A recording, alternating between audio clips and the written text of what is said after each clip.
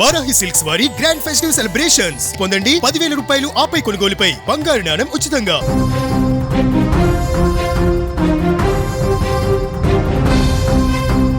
ఉగ్రవాదులు మరొకసారి రెచ్చిపోయారు. భద్రతా బలగాల లక్ష్యంగా గ్రెనేడ్ల దాడి చేపట్టారు. దీంతో అక్కడ భీకరమైనటువంటి పరిస్థితి ఏర్పడింది. జమ్మూ కాశ్మీర్లోని కిష్వార్ జిల్లాలో నిన్న ఉగ్రవాదులు భద్రతా బలగాల మధ్య భీకరమైనటువంటి ఎదురుకాల్పులు జరిగాయి. ఈ ఘటనలో 8 మంది సైనికులు గాయపడ్డారు. శత్రు ప్రాంతంలోని సోనార్ గ్రామంలో ఉగ్రవాదులు దాగి ఉన్నారన్న పక్కా సమాచారంతో ఆర్మీ, సిఆర్పిఎఫ్, పోలీసులు సంయుక్తంగా కార్డన్ అండ్ సెర్చ్ ఆపరేషన్ నిర్వహించారు. గ్రామాన్ని చుట్టుముట్టి తనిఖీలు చేస్తుండగా ఒక చోట నక్కినటువంటి 3 ఉగ్రవాదులు భద్రతా బలగాల పైన విచక్షణారహితంగా కాల్పులకు తెగబడింది. భద్రతా వలయం నుంచి తప్పించుకునేందుకు గ్రెనేడ్లు కూడా విసిరేశారు. వీరు పాకిస్తాన్ కు చెందిన జైషే మొహమ్మద్ సంస్థకు చెందిన వారని అధికారులు భావిస్తున్నారు. వెంటనే అప్రమత్తమైనటువంటి బలగాలు ఎదురు కాల్పులు ప్రారంభించాయి. దీంతో ఇరు వర్గాల మధ్య భీకర కాల్పులు జరిగాయి. ఈ నేపథ్యంలో ఉగ్రవాదులు విసిరినటువంటి గ్రెనేడ్ల కారణంగా 8 మంది మన సైనికులు గాయపడగా వారిని వెంటనే చికిత్స నిమిత్తం ఆసుపత్రికి తరలించారు. ప్రస్తుతం ఆ ప్రాంతాన్ని అదనపు బలగాలను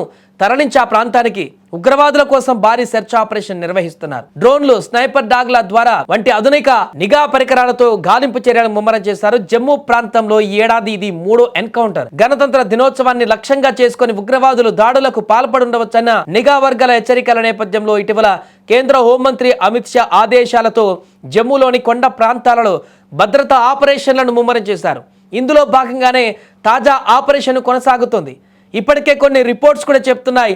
జనవరి 26న గణతంత్ర దినోత్సవం నాడున ఉగ్రవాదులు కార్యాచరణ రచిస్తున్నారు. భారత్లో శాంతియుత వాతావరణాన్ని చెడగొట్టేందుకు ప్రణాళికలు రచిస్తున్నారనేటువంటి ఒక రిపోర్ట్ కూడా వచ్చినట్టుగా తెలుస్తుంది. ఈ నేపథ్యంలోనే భద్రతా బలగాలు అప్రమత్తమయ్యారు. ఎక్కడి నుంచి వచ్చినా కూడా ఉగ్రవాదుల అంతు చూసేందుకు భారతదేశంలో ఎంటర్ అయి ఇక్కడ ఇలాంటి హింసను చేయడానికంటే ముందే పసిగట్టి వారి అంతం చూడడానికి భద్రతా బలగాలు కూడా రంగంలోకి దిగాయి. ఈ నేపథ్యంలోనే సెర్చ్ ఆపరేషన్స్ భారీగా పెంచేశారు. ఢిల్లీ అయితే పూర్తిగా నిఘా నీడలోకి వెళ్లిపోయింది. జనవరి 26న గణతంత్ర దినోత్సవ వేడుకల సందర్భంగా అయితే పూర్తిగా ప్రాంతాన్ని స్వాధీనం చేసుకోబోతున్నారు. ఢిల్లీ లక్ష్యంగా చాలా ప్రణాళికలు చేయబోతున్నట్టుగా తెలుస్తుంది ఈ యొక్క 26వ తేదీన. అందుకే వీటన్నిటి నేపథ్యంలో భద్రతా బలగాలు ఇప్పుడు ముమ్మరంగా ఆపరేషన్ కొనసాగిస్తున్నాయి, క్షుణ్ణంగా పరిశీలిస్తున్నాయి.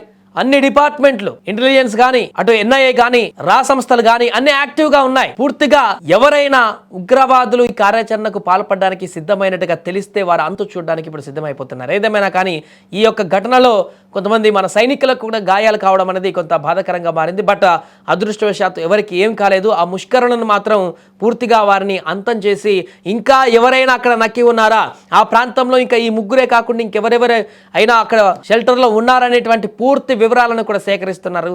అక్కడ భద్రతా బలగాలు అన్ని క్షుణ్ణంగా పరిశీలిస్తున్నారు. వీరికి షెల్టర్ ఇచ్చింది ఎవరు సపోర్ట్తో ఇక్కడికి వచ్చారు, ఇక్కడ ఎవరెవరితో వారు మాట్లాడుతున్నారు, ఎవరితో వారికి టచ్లో ఉన్నారు, అన్ని అంశాలను కూడా కూపిలాగబోతున్నారు. ఓన్లీ జమ్మూ కాశ్మీరేనా లేకపోతే హైదరాబాద్ తో కూడా ఏమైనా లింక్స్ ఉన్నాయా? ప్రతి ఘటనలో కూడా ఇక్కడ హైదరాబాద్ లో లింక్స్ ఉన్నటువంటి ఘటనలు గతంలో ఏర్పడ్డాయి కాబట్టి పూర్తి స్థాయిలో దర్యాప్తు కూడా కొనసాగిస్తున్నారు. ఏదేమైనా కూడా ఈ యొక్క ఎన్కౌంటర్ అనేది ఒక్కసారిగా ఆ పరిసర ప్రాంతాల్లో అయితే సంచలనంగా మారింది.